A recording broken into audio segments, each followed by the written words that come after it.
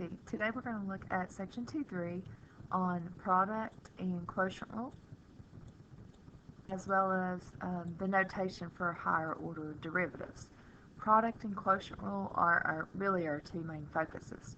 Notice the learning targets. Number 1 is to find the derivative of a function using both the product and the quotient rules. So you'll have to memorize the actual notation and the procedure for those. And number 2, find the derivative of all 6 trig functions. We've already looked at sine and cosine in the past, and now we're just going to complete the list. Number 3, find a higher order derivative of functions. And number 4, just continue working problems with position and velocity as well as acceleration. Big focuses are product and quotient rule. Again, we're going to look at the 6 trig functions and their derivatives, higher order, and then a continuum of position, velocity, and acceleration. First big idea in this section is in your textbook, it's labeled Theorem 2.7. It's called product rule. I've highlighted what we need to know. d dx, remember, means find the derivative with respect to x of a function. We're going to call the first one f of x times g of x. So when you have a problem that has 2 functions involved with a time sign in the middle, and both functions must have a variable in them, so x for example, then you know you're going to use the product rule. To find the derivative of that, you're going to do f prime x times g of x, plus sign always in the middle for product rule, and then f of x times g prime x. So you're going to do the derivative of the first function times, you're going to copy the second function down, plus copy the first function down, and multiply that by the derivative of the second function. The derivative of the first times the second, plus first times derivative of the second. The derivative of a product is not the same or not equal to the product of their derivatives. So in other words, when you do follow this rule, you'll get a particular answer, but that won't be necessarily the same answer as going ahead and multiplying up front through the products, or finding the derivative of this one and the derivative of this one, and then multiplying them together. So that is a common mistake that some students make. And just be aware that anytime you have 2 functions in your problem, and the key is both functions contain a variable, then the product rule must be used. Derivative of the first times the second, plus first function times the derivative of the second. Okay, let's look at an example of the following. Y is equal to 3x squared times the binomial 5x minus 1. Notice that the first part has an x in it, and the second term does as well. So technically we are allowed to follow the product rule. So that's what I'm going to show you first. Remember the notation. So we're dealing with the function y, so it's y prime. To find the derivative using the product rule, again, you're going to take the derivative of the first. I'm going to write it down using the notation, and then I most likely won't do the notation in the next one.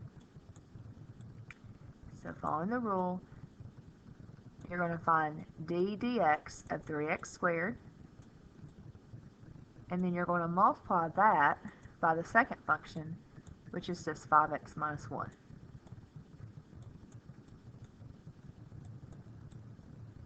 And then you're going to bring down your plus sign, and then you're going to copy down the first function, which is the 3x squared.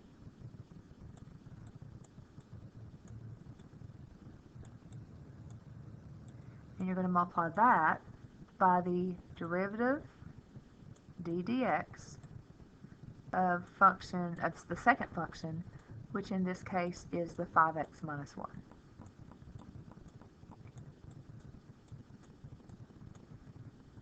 Alright. Okay, let's go from there. Find the derivative with respect to x of 3x squared. This is just a simple derivative, so using the power rule from the last section, you're multiplying 2 times 3 to get 6. You're dropping your variable down, and you are decreasing the power by 1. Times the binomial 5x minus 1. I'll just copy it down for now. Plus 3x squared. And then this part times the derivative of 5x minus 1. Again, it's a simple derivative, so the derivative of 5x is just 5, and the derivative of 1 is 0. Okay, and then anytime you can simplify, you want to do so. So this is just a real simple distributive step. 6x times 5x is going to be 30x squared. And 6x times negative 1 is going to be the negative 6x.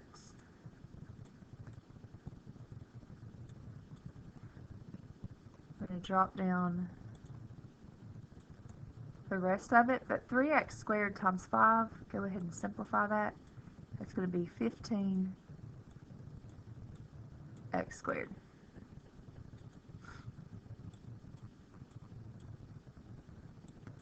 We're going to combine these together. We're going to get 45x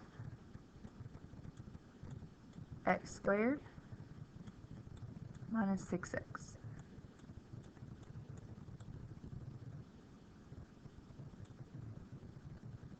Okay, so that is the derivative of the y function. And that's how you use the product rule for a problem of this nature.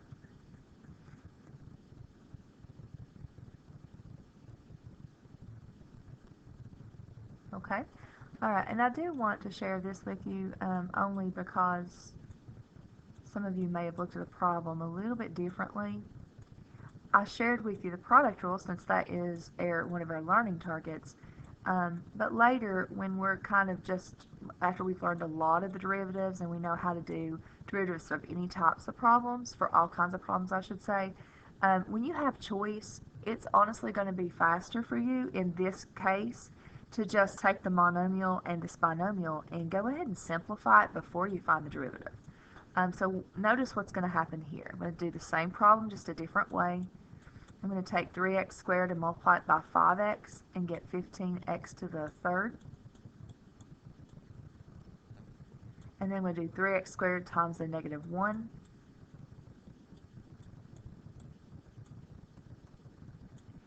And then I can't simplify this piece, so now I'm ready to derive with a simple, very simple derivative.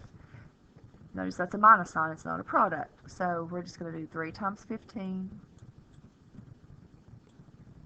and drop your x down with a decreased power of 1, so x to the second, minus 3 times 2 is 6, and then x to the first.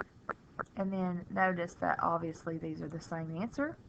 This is one way to do it, and this is using the product rule.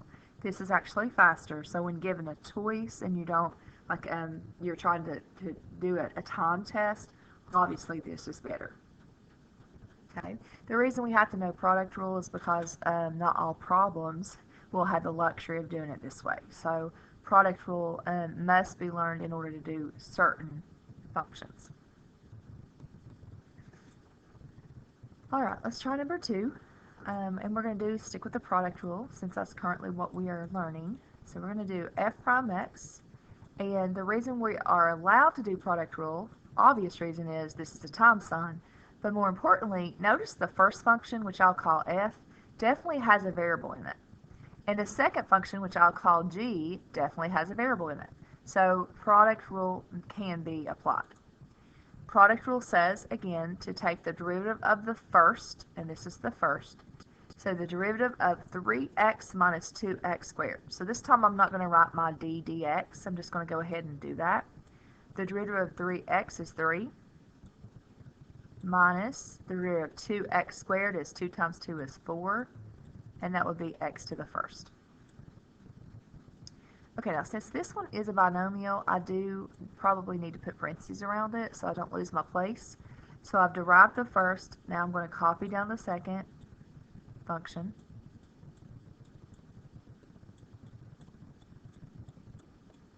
Then the product rule always has a plus sign in the middle. And then I'm going to go back up here and find the first function and copy that one down.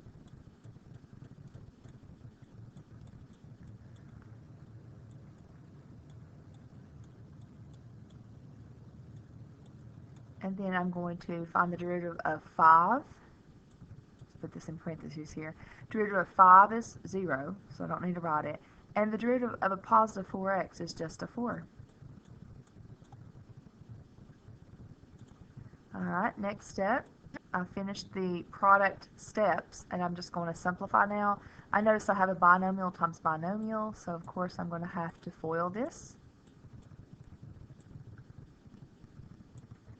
So 3 times 5. Let me put this one in brackets to keep it separated. I'll go ahead and jump over here, I think, before I do that. Let's go ahead and distribute the 4, and this is going to be a 12x minus an 8x to the second. And then back over here, 3 times 5 is 15. Outside's going to give me 3 times 4x. We're going to get a 12x here. Inside's going to be a negative 20x. And last is going to be negative times positive is negative. 4 times 4 is 16. X times x is x squared. Alright, and then we're going to start putting like terms together. I don't see another. Oh, I do. Here's one and here's one. Let's put those together. Sorry. Negative 16x squared and a negative 8x squared is a negative 24x squared. And then I have a 12x minus 20x. Grab a different color here. So all of these are the same terms. 12 minus 20 is negative 8, and negative 8 plus 12 is a positive 4. So there are 4 x's left. Okay, so I'm taking care of all of those now. And then I've got this 15.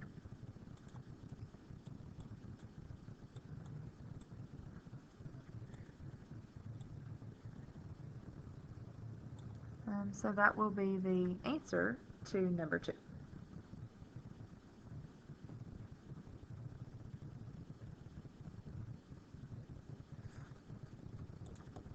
Okay, let's try number 3.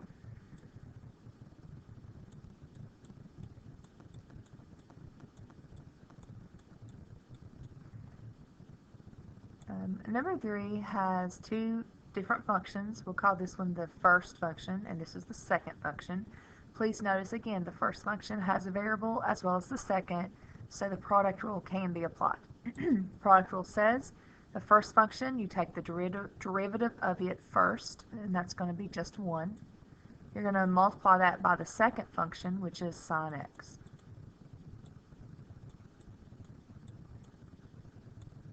Plus sign in the middle. Then you're going to copy your first function down, and you're going to multiply the x by the derivative of this function. And we're done with the trig function here. So from the past, we've learned the derivative of sine is cosine. And so that's what we will write down. And then all you're going to do now is just kind of, I would get rid of these parentheses. So sine x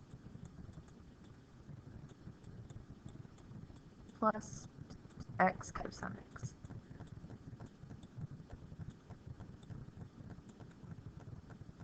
And I can't add these together, obviously, they're unlike. And so that is my simplified answer. That's the derivative of g prime x.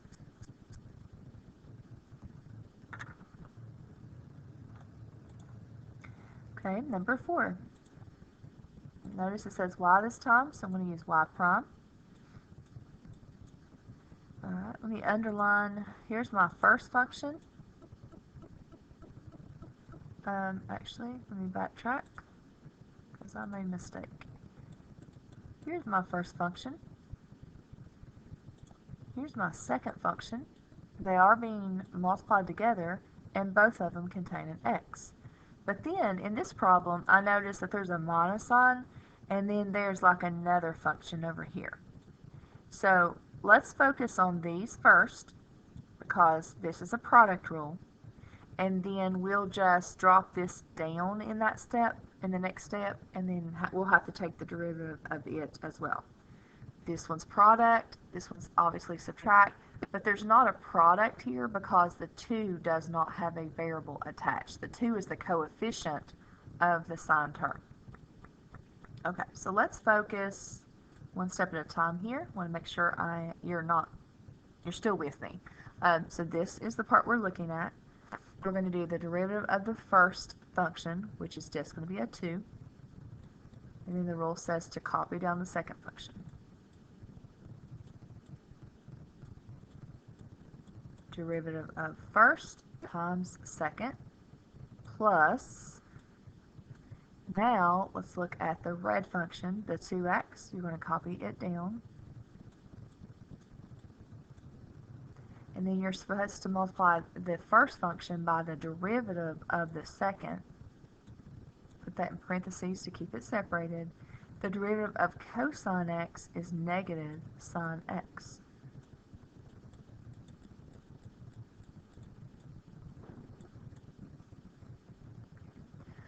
Alright, so I've applied the product rule to this part, and then I'm going to jump over here to the blue part.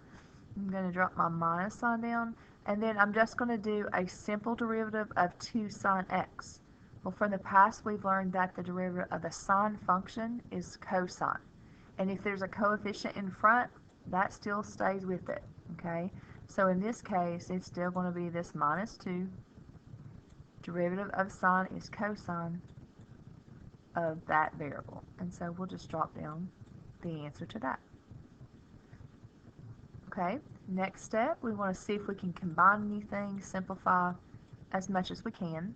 I'm going to take the parentheses off this because 2 is really the coefficient of cosine x. So that's all I can do there. In this piece, I'm noticing there's a negative 1 here. Negative 1 times 2x. Let's go ahead and call that negative 2x sine x. That looks a little bit more simplified. And then the last term is as good as it gets. And then you're going to look across the line to see, is there anything else that I can do to simplify? Well, looking for like terms here, I've got a 2 cosine x and another 2 cosine x. These match exactly. One's positive, one's negative, so obviously those are going to add to 0. So my final answer for this problem, the first derivative of this function is negative 2x times sine x. So just be aware when you're working problems, very possible, like this in this case, that your answer needs to be simplified a little bit further. Sometimes terms cancel. So that is the product rule.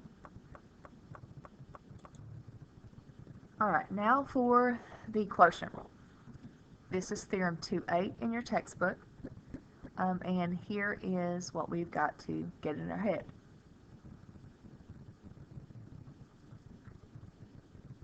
Find the derivative with respect to x of f of x divided by g of x. If I have two functions and both functions contain a variable, and there's a division bar in the problem, you're going to use the quotient rule. Quotient rule says to take the top function and find its derivative. Notice the notation here. Once you find that, you're going to multiply that by the g function. The quotient rule always has a minus sign in the middle. And I think I would play it safe here. I put brackets around both these, especially because it's subtraction. And we know when we have a subtraction sign in front of a couple functions that the brackets is going to keep everything enclosed. and that way we don't miss a sign in the final answer. So that's what I would do in the notes too. Drop that the brackets down. To continue, you're going to copy the first function down, and then you're going to multiply that by the g function's derivative. After you get all that step done, then you're going to divide that by whatever this function is. You're going to square it. So g of x quantity squared. First derivative of the top times the bottom function minus, and then the top function times the derivative of the bottom, all divided by the bottom square. And I've written it out in words, so that way we can start memorizing the procedure. Derivative of top times the bottom minus top times derivative of bottom. And let me do this again. Put brackets or parentheses around both of these. Okay, and I misspelled that. Notice my typo there. Okay, and then you're going to divide that by bottom squared.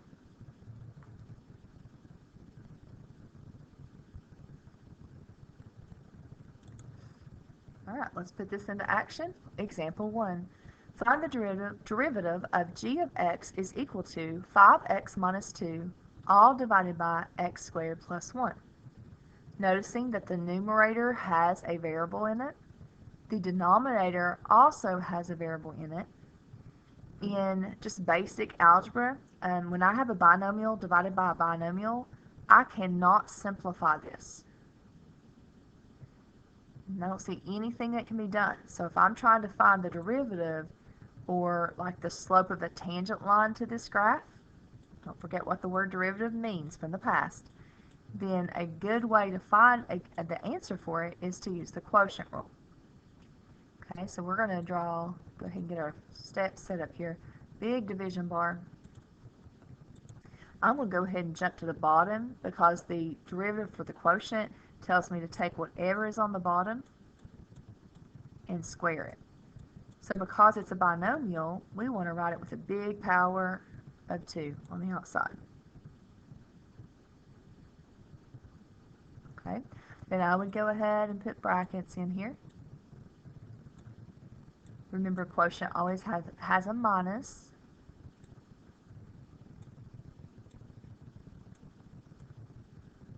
And let's take care of the top. Okay, we're going to do derivative of the top. Derivative of 5x is 5. Derivative of this minus 2 is just 0. So the derivative of all of this is just 5. You're then going to multiply that by the bottom function, which is going to be x squared plus 1.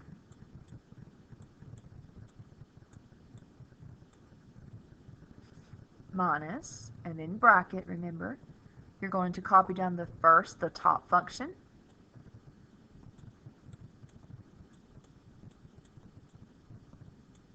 And you're going to multiply that by the bottom function's derivative. Well, the bottom function's derivative is 2x, and then this is 0, so we're just going to say 2x.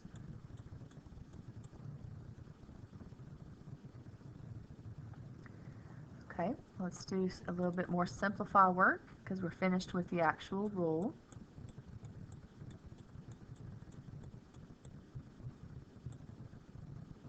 And in this one, we're going to distribute, get 5x to the second plus 5.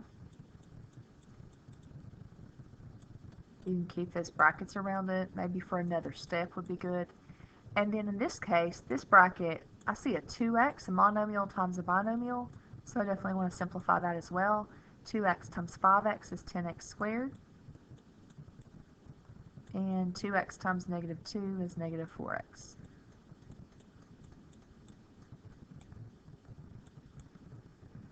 Okay, and then don't forget the denominator, because that's part of the answer. I've had students in the past forget the whole bottom part to their answers, so just be really careful. Alright, let's go back to the numerator. copy this down again.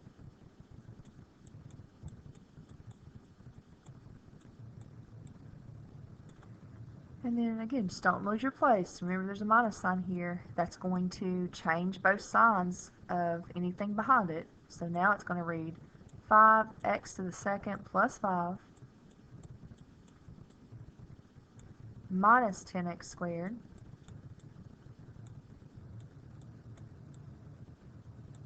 and minus negative 4x is positive 4x. And then last thing we might want to look for is any like terms that I see on top.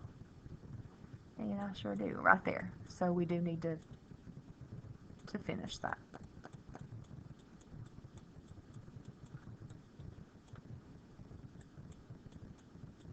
Quotient rule usually takes a little bit more time and also obviously more paper because you're having to write quotients in every single step. So be careful when you're doing it on your own paper. Try not to squeeze everything close together because it's easy to lose your place and also for me to lose my place when I'm looking at your work. So like skip a line between and keep bringing down that division bar. 5x squared minus 10x squared is negative 5x squared. And then we're going to drop the 4x down. And then the plus 5. And I think everything on top is simplified. The bottom, I know it's a binomial squared. You could write it down twice if you wanted and FOIL it. But honestly, most times in calculus, it's fine just to leave it like this. And so I'm going to choose to do that. And then I would suggest you do that as well.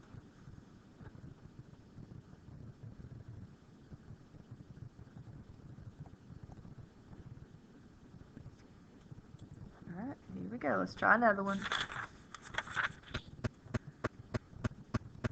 F of x is equal to the quotient of x and x cubed plus 1. Again, both the top numerator and denominator have variables, so the quotient rule for finding the derivative is acceptable. We're allowed to use that process. Just to get it started, we're going to go to the denominator first and go ahead and square it, so that way we don't forget.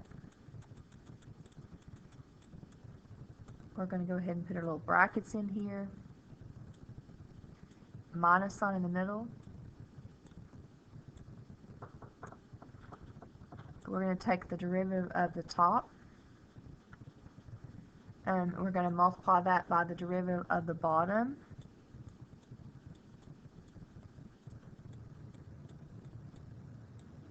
And then minus sign, and then the top for the second parentheses, bring down your first function and multiply that by the derivative of the bottom. So that's going to be 3x squared. Alright, so let's see what happens on top. You're going to get x to the third plus 1.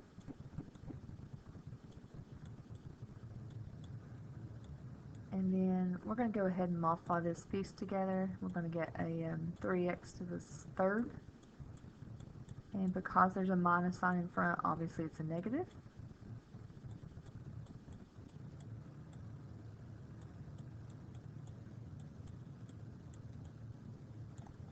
And then simplify the top, same as the last one.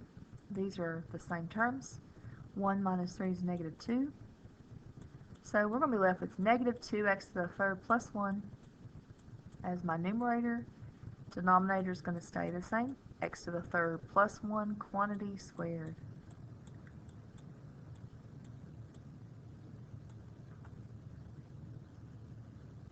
And that should be it for that one. Okay, so hopefully I'm modeling these and specifically so you know exactly what I expect you to do. Alright, I do want to share number 3 with you. It may take us a little bit longer, but it's an example worthy of seeing because you're going to possibly see some like this.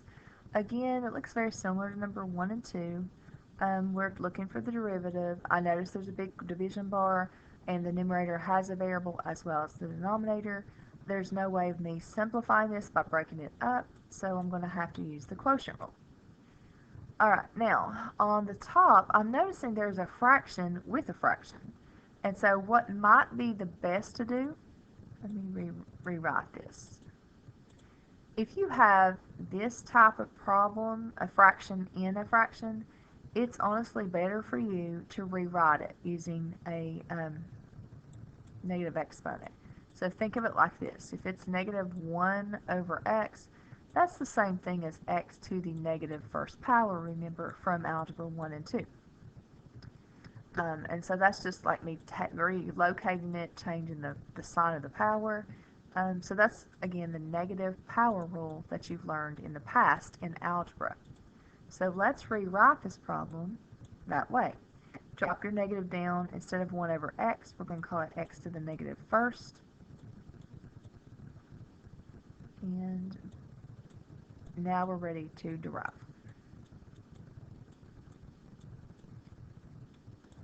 Okay? Alright, here we go. This will not take us a few steps. We're going to get it set up by going to the denominator first, just like the first two. We're going to put a big power of 2 on the outside. Remember, it's the quantity. In the numerator, we need 2 brackets separated by a minus sign.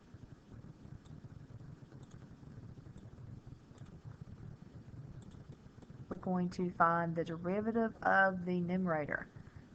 The derivative of 3 is 0. The derivative of negative 1, x to the negative first, is just a simple power rule derivative. You're going to multiply negative 1 times negative 1, which is 1. Drop your variable down, and subtract 1 from 1, which is negative 2. So we're going to do the derivative of the numerator times the denominator.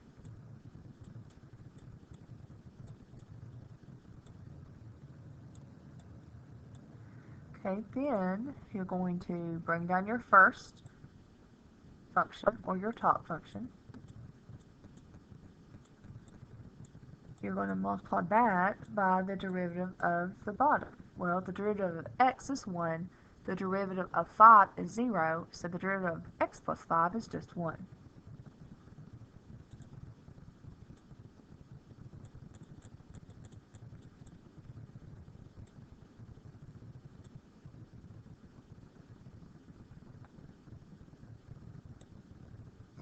I'm going to go ahead and distribute, see if I can make this more simplified.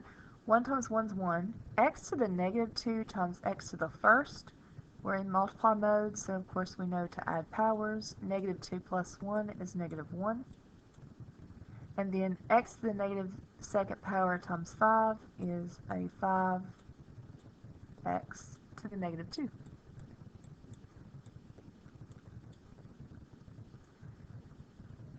One times this is still this. We're going to get rid of that big minus sign by negating or changing the signs of each of those. So we'll go ahead and just write this as negative 3. We'll take off the bracket here. And negative times negative is positive, and that's going to be x to the negative first.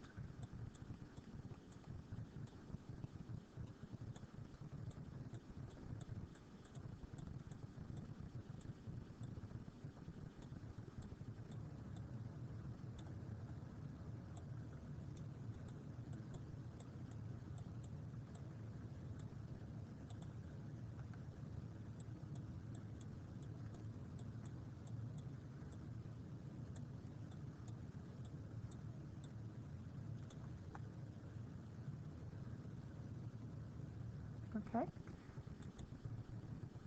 Alright, now we're going to put our like terms together. These look the same.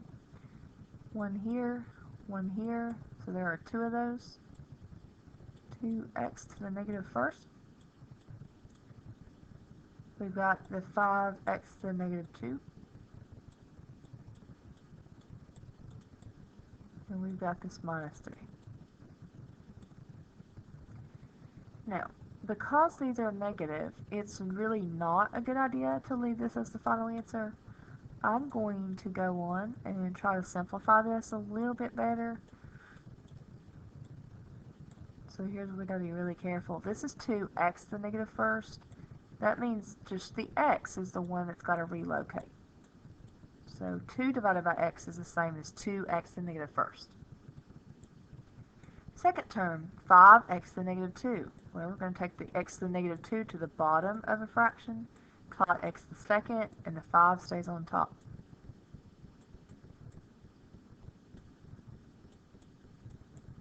But me doing that now has created a problem with fractions in a fraction, and you've learned from the past that that is never simplified. So our next move should be to just try to figure out the simplifying part of the numerator. And I'm going to go ahead and make this a fraction. So we have 3 separate fractions. We can see obviously that all 3 have different denominators. So I'm going to have to do a little bit of work here.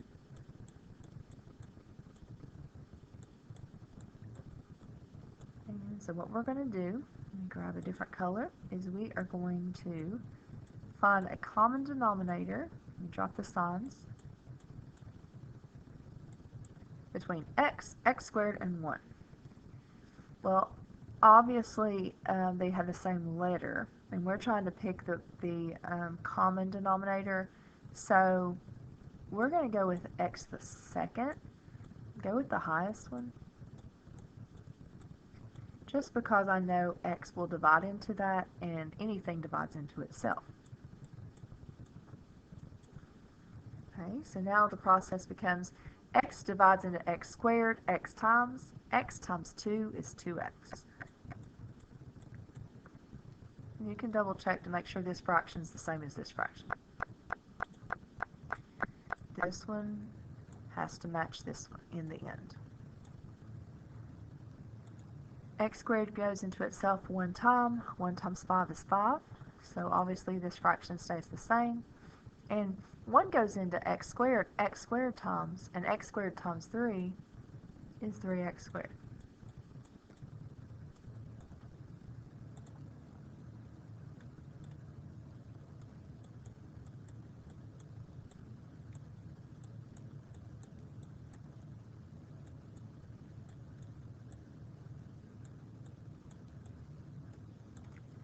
Okay, now that they have the same denominator, we're going to go ahead and just write it one time and add 2x plus 5 and minus 3x squared. So I'm literally just going to write it the exact same way, just all together in one big fraction. And I'm going to use a different color because it's easy to lose your place if you don't darken that in. So we really have a fraction divided by a binomial squared, and that's definitely not simplified. So we're going to do one more thing. When you have dividing fractions, you know to take the top.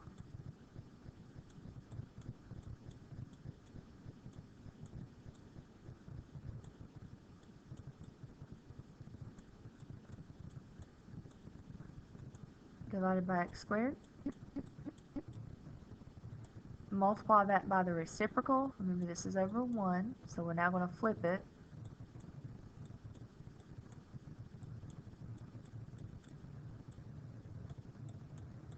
Make it look like that.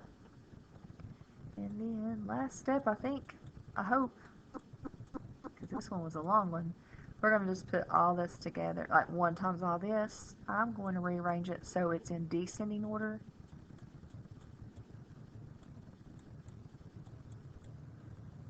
That's all I can do on top. And on the bottom, I'm not going to take time to FOIL this. I'm just going to copy it back down. So it's x squared times the quantity x plus 5 quantity squared.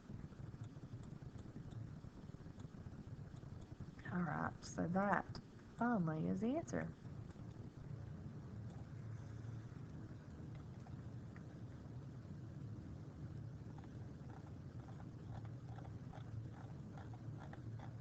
It just takes time to go through. Alright, a couple more things. Not all quotients actually require you to use the quotient rule. It really does depend on the problem.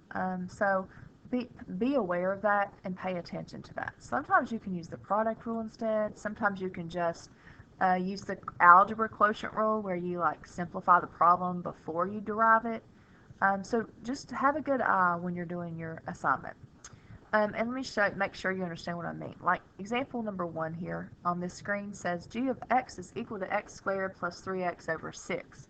And what I'm noticing in this problem is, yes, it is a quotient, but look at the denominator. It doesn't even have a variable. So I can actually just rewrite this problem and make it a lot easier by thinking, because it's one term, by just saying, well, that's the same thing as x squared over 6.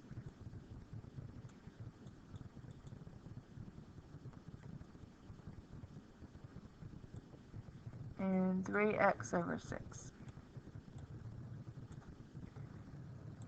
Or, let me rewrite this and bring out the fraction in front. That's my coefficient, 1/6 x squared, plus, and then 3/6 is 1/2. We always simplify when we can. And so now, this is just a real simple derivative type problem. I'm ready to derive. I don't even have to use the product or quotient rule, which we're currently learning. I can go back and use the rules from the past, which are the simple derivatives. Multiply 2 times 1/6 and get 2/6 or 1/3. Decrease the power by 1, so it's x to the first now. Drop my plus sign down. 1 times 1/2 is 1/2. And x to the 0, so don't write your x. And so in just a couple of steps, you can find the answer to that type of problem. So pay attention again. If it's a denominator of like a number, just go ahead and write it like in 2 separate fractions, simplify and derive. Okay? All right, next, let's take a look at this one. Look at number 2. Y is equal to negative 3 times the quantity 3x minus 2x squared, all divided by 7x. One thing I'm noticing we can definitely do on top to make it look a little bit better, so notice my notation, we're not ready to derive, we're just simplifying, is use distributive property. Negative 3 times 3x is negative 9x, and negative 3 times negative 2x squared is positive 6x squared.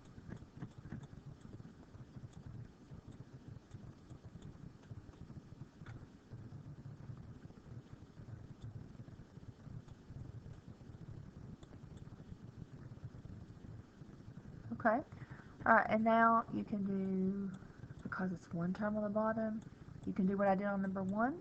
You can write it in 2 separate fractions.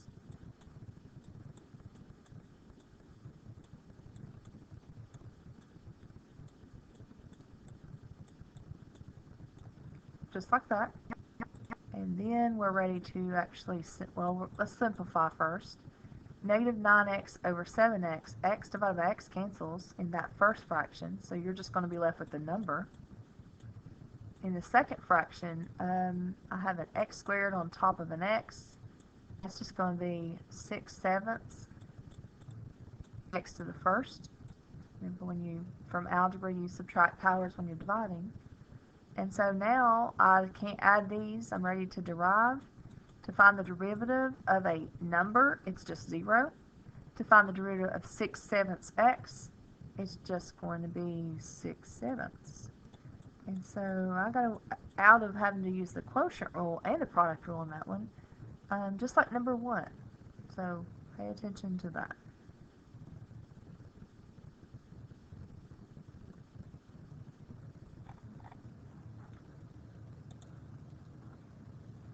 Okay, so the next part of your notes is on derivatives of trig functions. The first 2 we have already worked on together.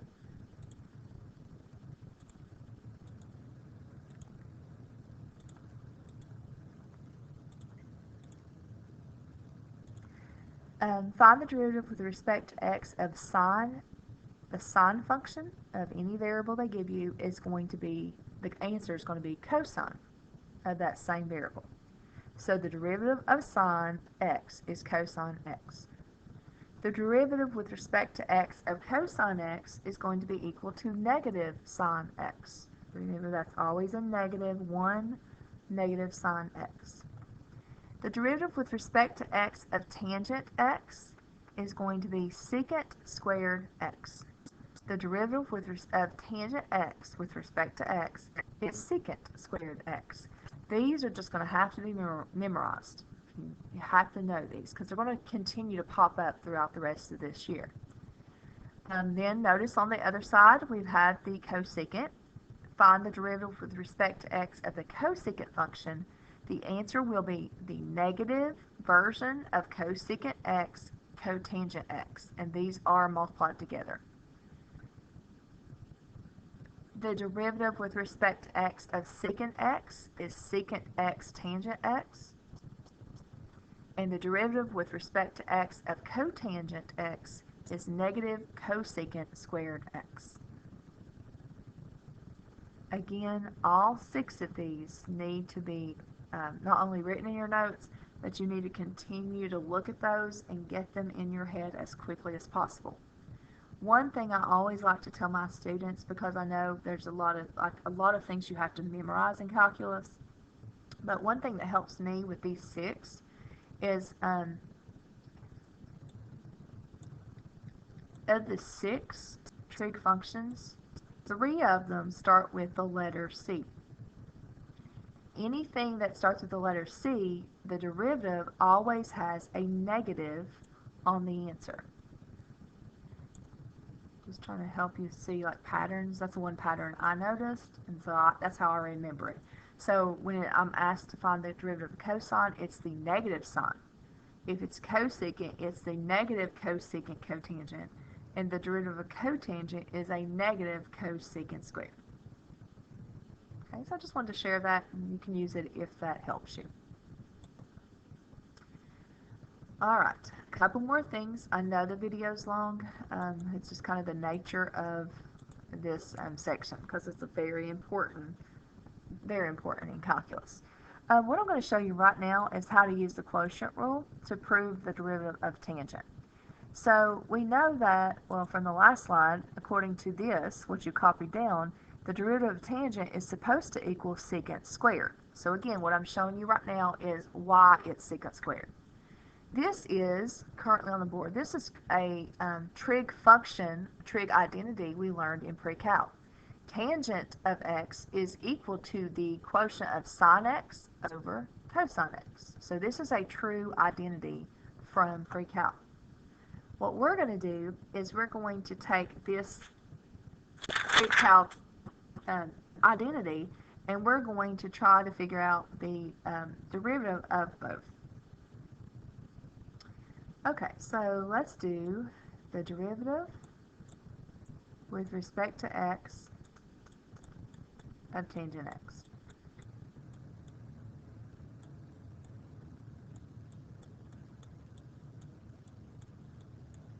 And what we're going to do is do the quotient rule for derivative.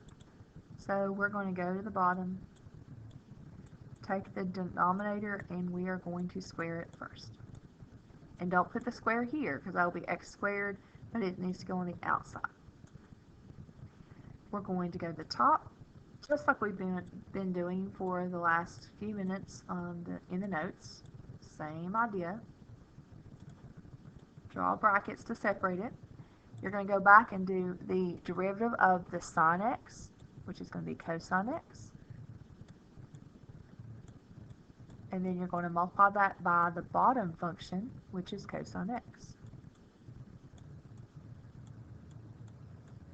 Minus derivative of the top stays the same. Sorry, that's sine x. You're going to multiply that by the denominator, or the derivative of the denominator. And in that case, the derivative of cosine is negative. Remember, it starts with C, so it's a negative. Negative sine x. You can put that in parentheses too. Alright, let's continue. Let's go to the top. Cosine x times cosine x is cosine squared x. And remember, you can write it like this, but in pre-cal we also wrote it where the power of 2 was on the trig function. So that's acceptable. Drop my minus sign down. And then this piece is going to be a negative sine squared x. There we go. Bottom stays the same. And remember, we're just trying to see, well, why is the derivative of tangent secant squared? This is going to prove to you why it works. We've got a double sign, so the top becomes positive cosine squared x plus sine squared x.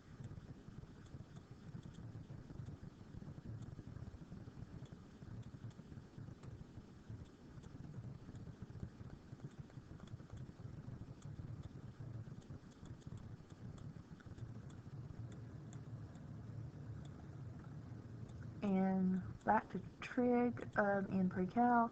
Here's a really important trig identity. Sine squared plus cosine squared is equal to 1. And now we are left with 1 over cosine x quantity squared. We also know from pre-cal that 1 over cosine is the same thing as secant. There we go. And because it's squared, this has to stay squared. And it works.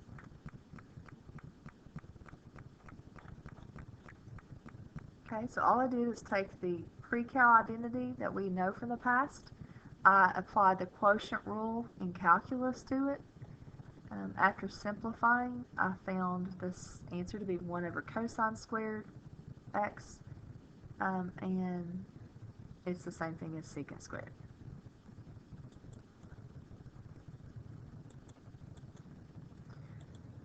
Alright. Next. Find the derivative of the trig function below. We got y equals x times secant x. Again, notice the first term has an x, the second term has an x. We cannot algebraically combine these. We can't multiply them. This one is a trig function, and this one's not. So we're just going to have to use, it looks like the product rule, because both of them are multiplied together. So we're going to switch gears, go back to the product rule. Product of the rule says to take the derivative of the first, multiply it by the second.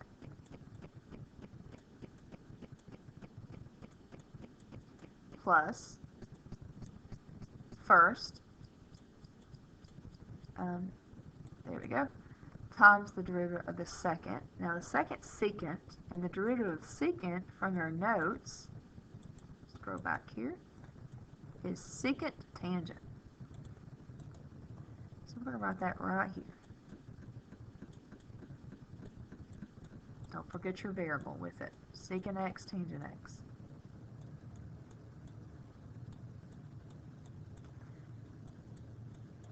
And the only other thing to do is to get rid of some of these parentheses maybe. So secant x plus x secant x tangent x.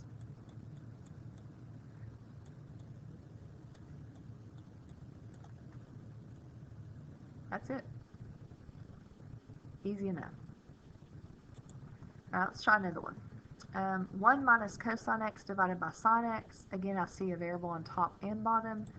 Obviously, both of these are trig. It's a quotient, so I'm going to use the quotient rule. Meaning I'm going to take the denominator, and I'm going to square it. Quotient rule is a minus sign in the middle.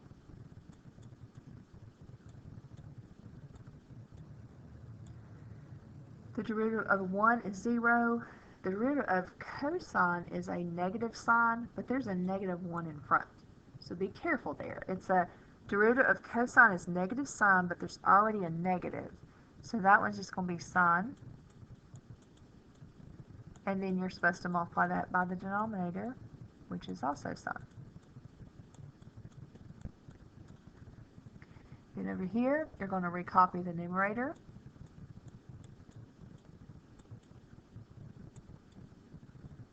You're supposed to multiply this entire thing Find the derivative of the bottom. Well, the derivative of sine is cosine. So we'll put that right there. And then what we're going to do is just kind of simplify this.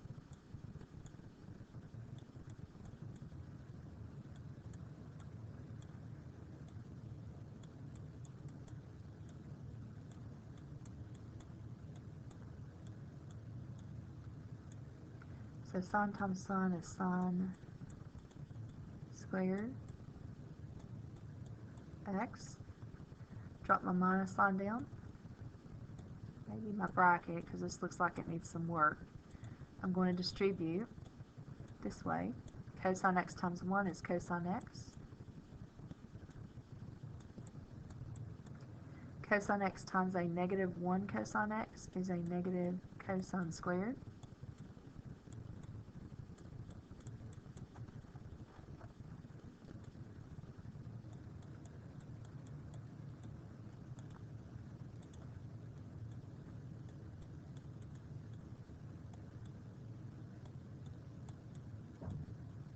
We're going to go ahead. There's two terms here. We got to go ahead and take care of these that minus sign. So let's go ahead and change the signs.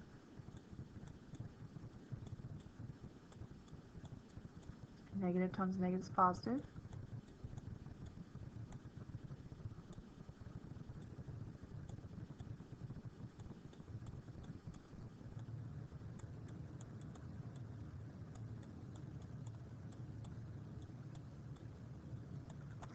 And then notice right here, we've got this same thing showing up again.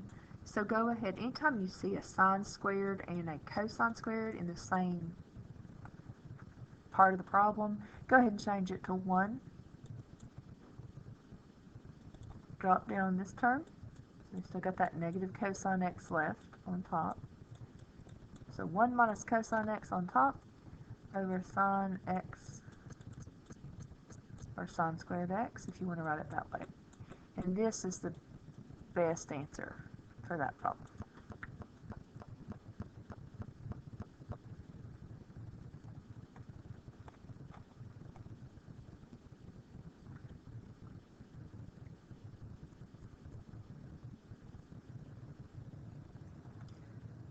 Alright, last thing I promise. Okay, higher order derivatives, we've done this before, but I just want to kind of remind you there's different ways they could write it in the textbook. So look for like one little tick mark here if it's the first derivative. It might be like f prime x, g prime x, so forth. And they also could just say dy dx. Find the derivative of y with respect to x is how you read this one. Or they might just say y equals instead of f of x equals, so you'll just use y prime. There's others, but there's 3 options. Okay, second derivative, it's going to be f prime prime x. You may in the textbook see it written like this. Notice the power of 2 actually is on the d. And then notice where it is on the bottom. It's a little bit different. Find the second derivative of y with respect to x. Or they might just say y prime prime. And then third derivative, hopefully you got the pattern here. 3 little tick marks. Or it might be written like this, with d and the cube and then the y over d and then the x cubed, like that. Or just try that again, or just y prime prime prime. And this continues, of course, but I just wanted you to pay attention, especially this.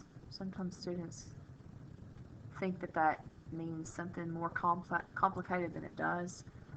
This is second derivative, and this is third derivative.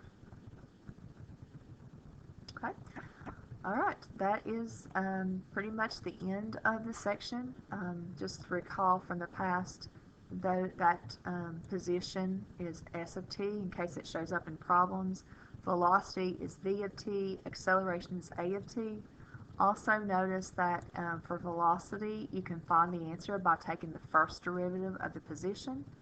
And for acceleration, you can find the answer to A and T by either taking the first derivative of the velocity or the second derivative of the position. So if you'll memorize it in this order, positions first, and then velocity, and then acceleration, you'll be able to find those answers. Okay? All right.